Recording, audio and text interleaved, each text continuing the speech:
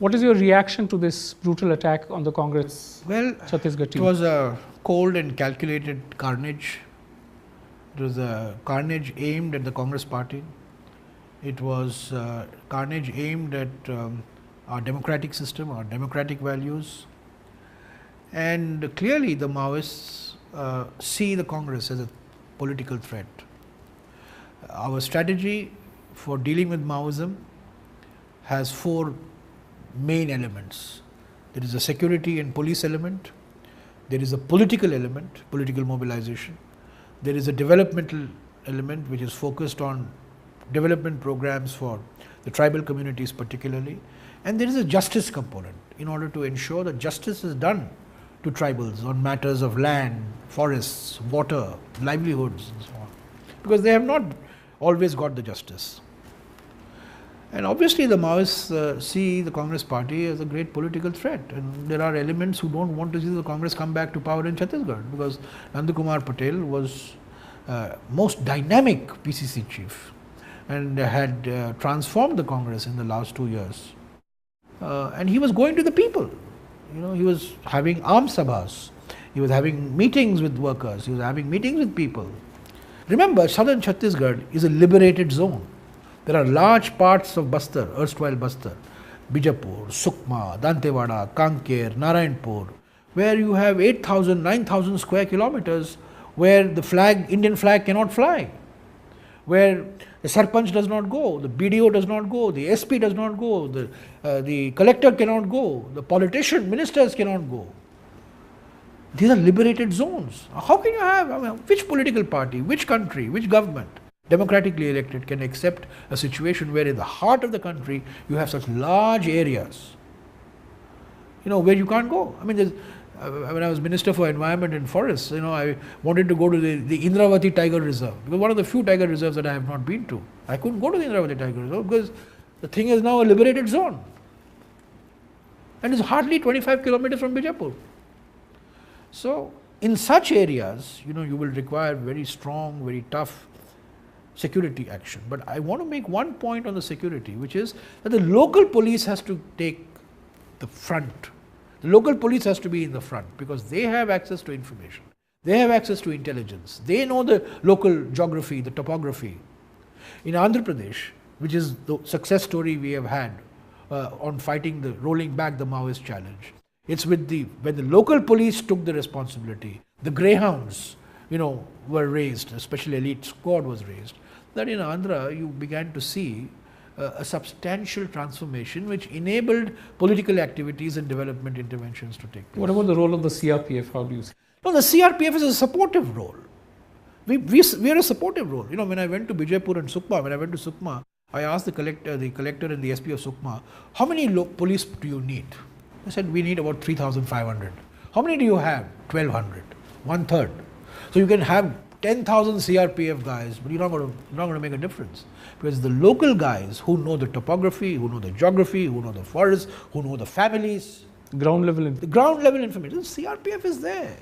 They do the special operations. The Operation Anaconda, which liberated Saranda, or the operation that liberated Jungle Mahal in West Bengal. These were done by the CRPF. It was done by the CRPF in collaboration, consultation, participation, coordination with the local police. So let's never underestimate the value of the local police. The tragedy is that in Chhattisgarh, in Orissa, in Jharkhand, the local police has not been in the forefront. It has not been as active as it has been, say, in Andhra Pradesh. So you'd say the Chhattisgarh government has not done enough in this regard? The responsibilities are that of the government, If we had been in power and if such an incident had taken place, we would have had to take the responsibility, It's the government of the day that has to take the corona and the Chhattisgarh government has been in power for 10 years now, So the state governments have to be much more proactive in terms of policing.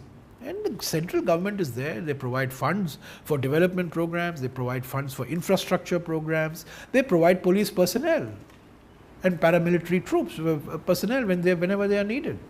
So Jairamji, what about the development angle that you've been pursuing in that area very vigorously over the years? How is that going to get affected by these violent incidents? As Rahulji has said, we have to persevere on this road. I saw one of the first statements that Mr. Rahul Gandhi said, and very rightly so. He said, look, we cannot be deterred from the path of political engagement. We cannot be deterred from the path of developmental activities. We cannot be deterred from the path of having security operations, and we cannot be deterred from the path of ensuring justice to the tribal communities. The four-lane highway that I spoke about, the security lane, the developmental lane, the political lane, and the justice lane. You cannot get out of that. But this incident is certainly a shocker. I mean, it's an incident of unprecedented, unparalleled ferocity. Brutality, brutality. And, the issues that the Maoists raise are not the wrong issues. Let's be very clear. You may disagree with the issues, but the issues are important. The Indian state has not delivered development to tribal communities on the scale it should have. But the methods that the Maoists have adopted are completely condemnable and are unacceptable in a democratic system. They should come and contest the elections. They should fight our elections. In Mizoram, Lal Denga fought the Indian state and became chief minister after 25 years. Look at Assam, look at Punjab, look at Tripura. So you have instances where India, the Indian state, the Indian constitution has accommodated people who were yesterday's militants, or Jammu and Kashmir, another good example. We have a member of parliament, Kameshwar Baita from Palamu in Jharkhand, representing the Jharkhand Mukti Morcha, who was a former zonal commander of the Maoists. He has come over ground. So I think the doors of dialogue are always open. So there's a place in the mainstream. There is a place in the mainstream for everybody. This is what democracy is all about, yeah. Different views. You can have opposition. Different perspectives, but you adopt the path of dialogue, reason, argumentation, debate, not the path of terror, killing, brutality. One thing I heard you say on another channel was that you think the Maoists have moved away from their original ideology and now it's... I don't find any ideology any longer with the Maoist movement. It's extortion, it's levy based. The more money we spend, the more money they'll extract. Politicians can't buy peace, the Congress party can't buy peace, because we have a role to play. And that role is to use politics and political activity as a vehicle for addressing the grievances of the people. And the grievances of the tribals are real. The grievances of the tribal are extensive. Tribal deprivation, tribal discontent, tribal disconnect is a reality. But I'm afraid the methods that the Maoists have adopted are simply unacceptable to us. My private secretary, who was kidnapped by the Maoists in Orissa in February 2011 for 10 days, was abducted by 12-year-olds and 15-year-olds. These guys now are recruiting kids. Baal Sangams, they call them the Baal Sangams. So, this is a threat to the Indian state. This is a threat to Indian democracy. It's a threat to the Indian way of life. It's a threat to Gandhian values. It's a threat to Nehruvian values. So do you think this calls for a stronger military response? I wouldn't say military response. I would say a security response, a police response, paramilitary response. So security operation has to be selective, targeted, focused, proactive. Operation Anaconda liberated Saranda after 12 years, 13 years. It was focused, it was selective, it was targeted, it succeeded, and now we are making Saranda a laboratory, a showpiece for development. It would not have been possible without the security success. You've been involved with these areas in different capacities as Minister for Environment and now for Rural Development. What do you think has a change among the people with government policies coming in those areas? Well, I must admit to you that in places like Sukma, Bijapur, Malkangiri, Gadchiroli, people are still afraid. They are caught between the devil and the deep sea. They are caught between the Maoist devils and the deep sea of the paramilitary forces and the police forces, and guns on both sides. You collaborate with government, the Maoists bump you off. You talk to the Maoists, you come under suspicion of the police. It's difficult to be a tribal in these areas, or difficult to be anybody in these areas, but particularly a tribal. So there's fear, there is a lot of hesitation. It takes a lot of time. It took me 2 years, to get a response from people in Saranda. First time I went, silence, whatever I said. Second time, maybe 10 fellows. Third time, a little more. Sixth time when I went, very interesting. Fifth time when I went, I raised the national flag after 12 years in Saranda. But the sixth time I went was most interesting. I was met with a demonstration of people, 200 people carrying placards saying that there are electric wires and there is no electricity flowing through the wires. There are schools and there are no teachers. So the police tried to, keep them far away, and I said, don't interfere, let them do what they're doing, because this is democracy at work. When people are agitating for what they feel and what they rightly feel are their constitutional rights, it means that democracy is beginning to work. These are people who could have taken on the gun. These are people who could have come and been the cadres of the Maoists, but now they are adopting a different road.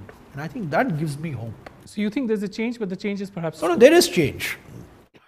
No doubt there is change. We have examples in Bengal, I mentioned to you, parts of Odisha, parts of Jharkhand, parts of Chhattisgarh. In Bijapur, when I first went in October 2011, out of 157 gram panchayats, Narega works could be done only in about 80 gram panchayats. But when I went last week, out of 157 gram panchayats, 111 gram panchayats Narega works were going on. 2 years ago, there were no rural roads being built. Now we have sanctioned 33 rural roads. 12 roads are being built. So new villages are being added every month. New villages are being added. People are coming out. People are getting wages. 25 crores are the Narega wages in Bijapur district alone. People getting money. Not into bank accounts or post office accounts. Getting into their hands. This is money, cash. So, things are happening. But there are big issues that we have to address. Issues of forest administration, issues of mining, these are all big issues which we have to address. Land acquisition, how do you acquire land? How much land do you acquire? How much R&R, how much compensation do you pay? There are these big issues. So do you think the opposition stalling these issues in parliament, stalling the bill, does that affect? Yeah, I wish we could have had the land acquisition bill, because after the Forest Rights Act of 2006, the strongest pro-tribal measure our government has taken, or any government could take, is to have this new land acquisition act, which will replace a draconian 119-year-old act. I hope that we'll be able to get this done in the monsoon session of Parliament. I think the message that I want to give is that the Youth Congress, political activists, yes, it's natural to feel dejected and demoralized after this carnage. I am. But we cannot go back. This is a road that we have taken. Political engagement has to intensify. That is the role of the Youth Congress activists. Development interventions have to intensify. That is my responsibility. And political interventions and development interventions have to go together. So, we have to go to the people. We have activists, political activists, Youth Congress workers have to be. I was happy, I saw a lot of Youth Congress guys when I went to Bijapur last week, along with the Parivartan Yatra. And they have to go out to the people, and they have to be the channel through which the grievances are communicated to the government at the state or at the center. That is when the Maoist stranglehold will be broken. It's because political parties are not doing their job that Maoist organizations have filled the vacuum. And if political parties are going to be strong, they're going to be active, they're going to be transparent, they're going to be honest, I don't think Maoists stand a chance, frankly. Thank you, sir. Thank you.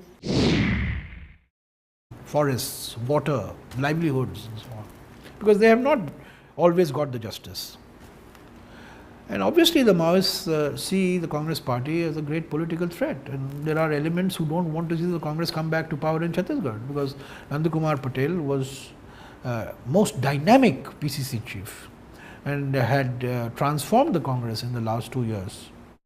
And he was going to the people. Oh, the SP does not go, the collector cannot go, the politician, ministers cannot go.